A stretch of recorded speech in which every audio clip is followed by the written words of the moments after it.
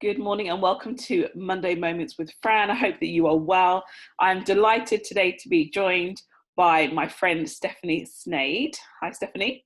Morning. It's great to see you. Do you Yes, want and to you. introduce yourself and tell everyone a little bit about who you are and what you do? Yes, I'd love to. Thank you so much, Fran, for inviting me on. It's wonderful to be here. So my name is Steph Snade, also sometimes known as Steph the psychologist. I'm a business psychologist and founder of Synergy Consulting and Synergy Academy, which is just in progress at the moment.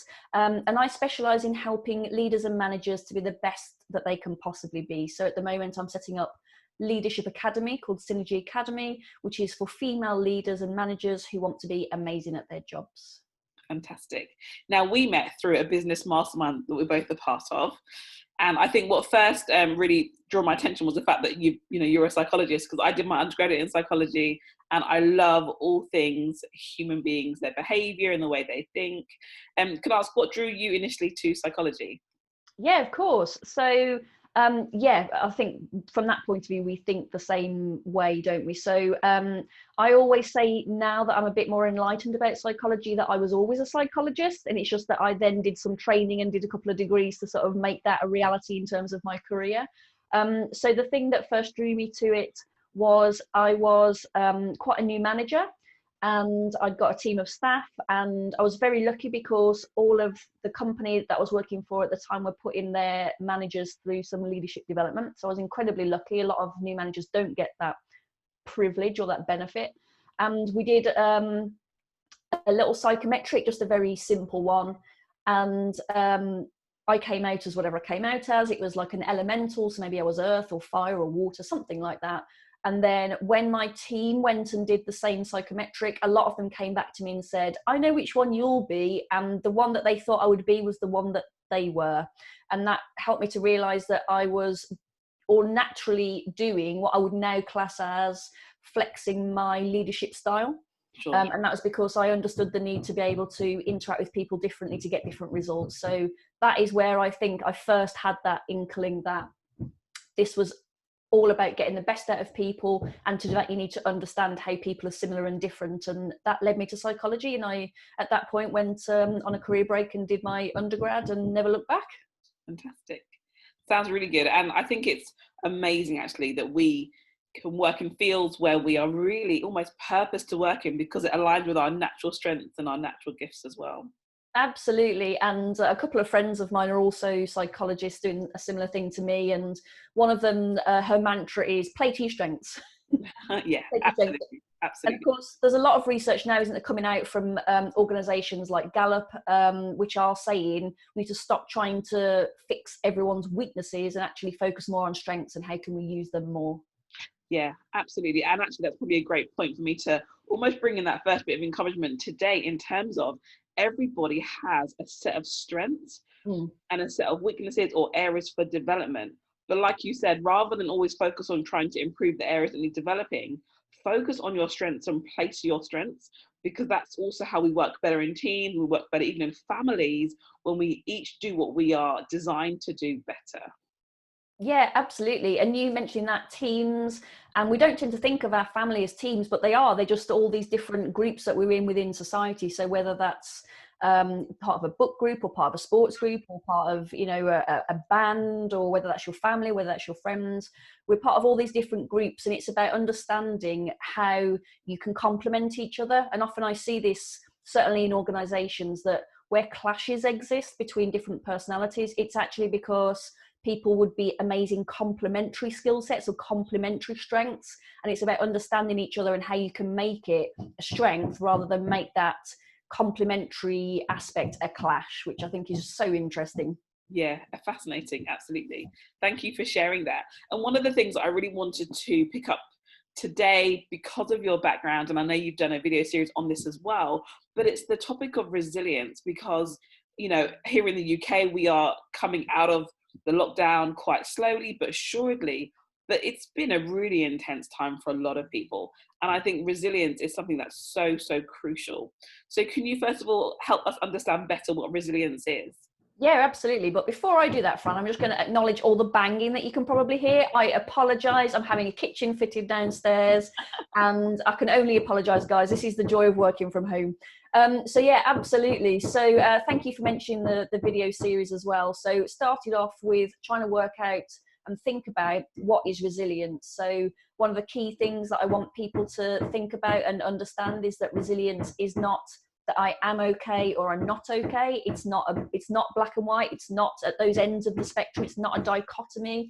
It is essentially about thinking, right, what's all that grey space in the middle, and saying, sometimes I feel okay, sometimes I don't feel okay. And the idea of resilience is that you are bouncing back. Or actually, as someone's recently said to me, it's not about bouncing back, it's about bouncing forwards, which I thought was an interesting concept as well. So it's not about things getting you down in the moment. It's about saying, right, I know that I need, maybe for myself, maybe it's a day to recharge, or a day to just reflect on that, or a day to chat to someone. And then after that, I'll start to pick myself back up and carry on. So it's not about not being knocked down, it's about bouncing back again. There's a famous song, as we know, that I get knocked down, but I get up again. That is resilience. Yes, absolutely. And I think it's really important to note that it's something that everybody needs to or can develop as well. And I love that you speak about that grey area in the middle, because there's this phrase that says it's okay to not be okay, but sometimes it's not that we're not okay, but like you said, we're somewhere grey in the middle, or even throughout one day, we can be fine in the morning, and then afternoon drops in, by the evening, we think we're a total wreck. But it's just that, it's life experience, isn't it? These things happen. It's not unusual to go through these phases.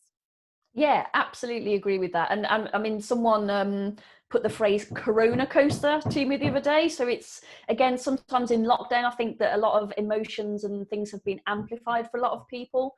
And sometimes you are on that roller coaster and you're thinking, right, I feel great one minute, and then within half an hour, I feel exhausted. And then it's about, again, playing to your strengths and thinking, right, what do I need right now? Do I need to take a break and go for a walk? Do I need to take a break and watch some TV for half an hour? Do I need to go and get something to eat? It's about thinking, what do I need in the moment, and giving yourself what you need, rather than saying, I should be okay, therefore I will continue to force myself to push on.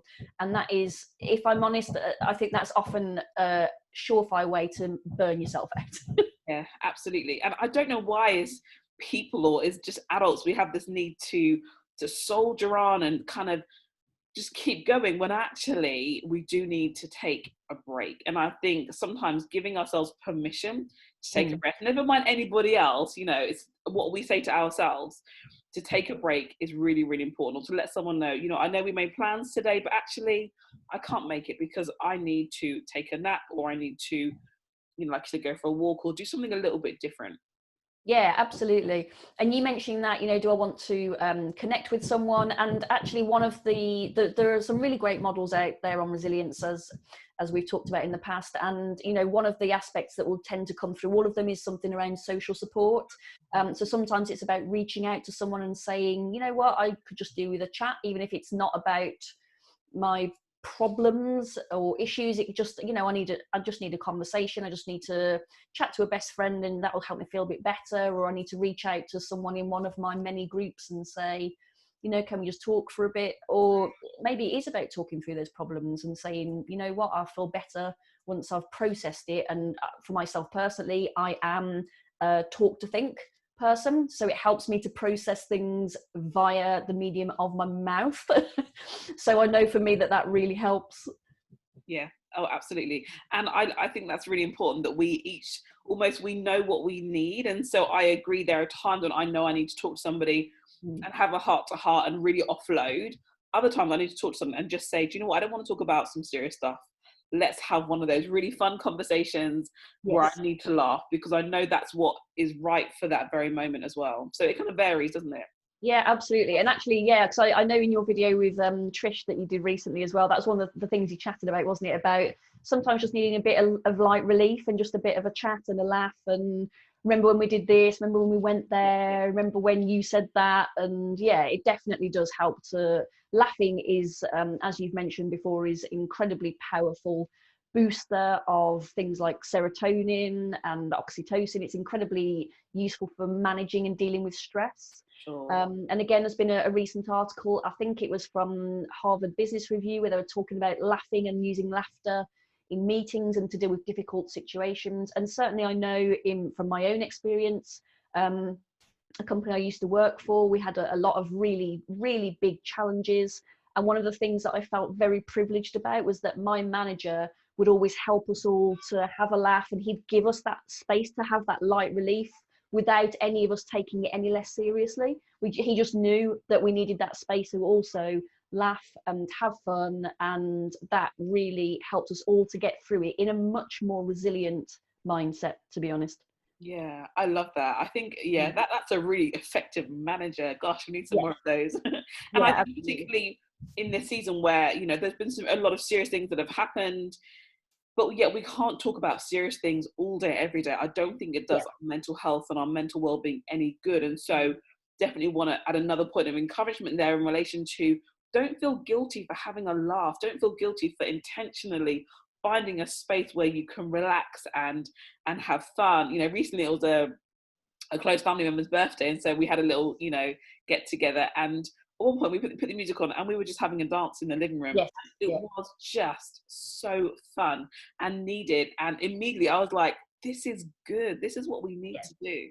Yeah, you just feel lighter, don't you? And as I say, it just triggers all of those hormones and all those neurotransmitters, and we do actually feel better. It's the same, you know, sort of thing when we have exercise or when we're with people that we love. And as you say, sometimes it's just having a dance around the living room to some great music. Or I know that my sister, she likes to put on Phil and Fern's Funny Bits, if you put it into YouTube, and just has a really good laugh. And there's something as well about, obviously, one of the reasons she finds that funny is because we all like to see other people laughing.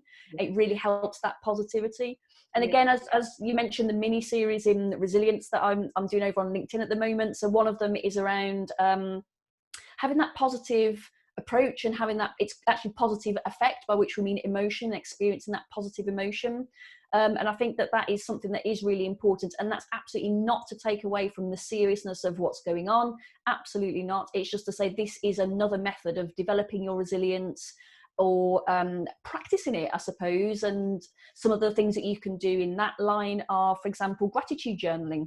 So there's this, it's not that new anymore, but the emerging field of positive psychology talks about things like gratitude journaling. It actually helps to rewire our brain to see things in a more positive way. And we know that when people can see things in a more positive way, they feel much more able to cope. Yeah, I love that idea of the gratitude journal. One of the things we've actually done with the ladies in my church was to have a jar of thanks. And so every single week, as much as possible, to write something down that you're thankful for, that you just want to remember, pop it in the jar. And then by the end of the year, hopefully, if you've been consistent, you've got over 50 bits of paper that remind you of amazing things that have happened, which I think brings some perspective to, like we said, the serious things that are happening and a lot of the challenges that we go through.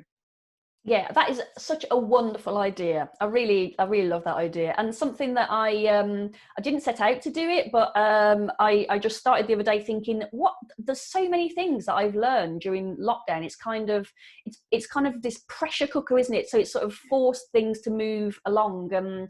Certainly there was an article, I believe, in The Economist, where it talked about the changes that we're seeing. So things like working from home and remote meetings and things like this, where we can build a friendship and a relationship and meet each other, but it's all virtual.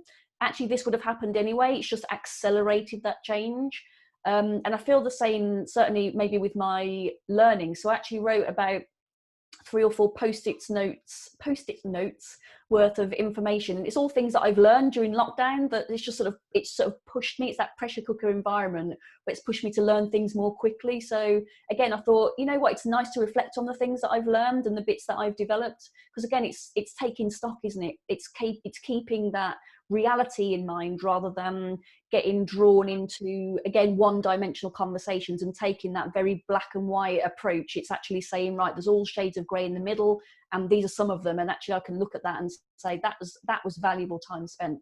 Yeah, absolutely. That's a great idea actually to jot down, I guess, be intentional about what you've learned, because we have learned things, haven't we? And not everyone's gone away and learned this new skill of cooking or making Mm. crochet blankets or something like Yeah. that. But we've, I think, learned about ourselves. I think I've definitely learned, and it's been reinforced how much of an extrovert I am, and Yes.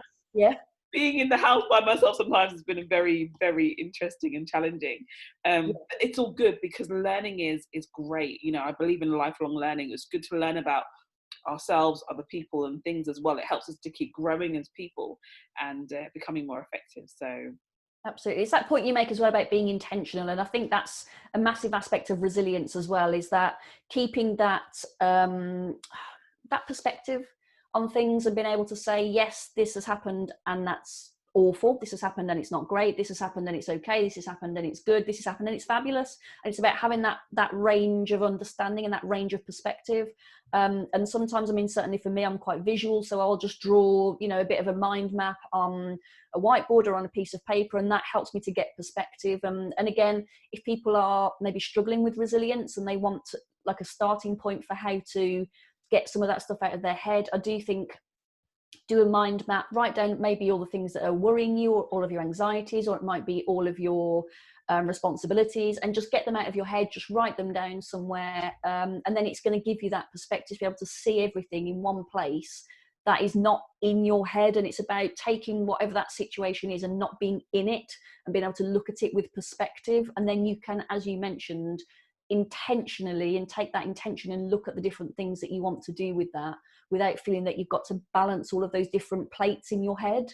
yeah, excellent. I do love that idea. And similar to yourself, I'm also quite visual, and I love mind maps. I love writing and journaling, and it does make a massive difference. And so if you haven't journaled in a while and you're listening, maybe it's time to journal, or to get out that paper and pen and just write and draw. That's Yeah. brilliant. Thank you so much. If people want to know a little bit more about your series, where can they find that information? So you can go over and find my profile on LinkedIn. So I'm Stephanie Snade. It's a very unusual name, apparently, so you'll only find one of me. Fantastic. Well, thank you so much for what you've shared today. It's been a good reminder for me, and I really hope that those who are listening, it's been really encouraging. Thank you so much, Fran. It's been such a pleasure. Thank you for inviting me on. Thanks. Guys, have a great rest of your week. As always, don't forget to encourage somebody else. Take care.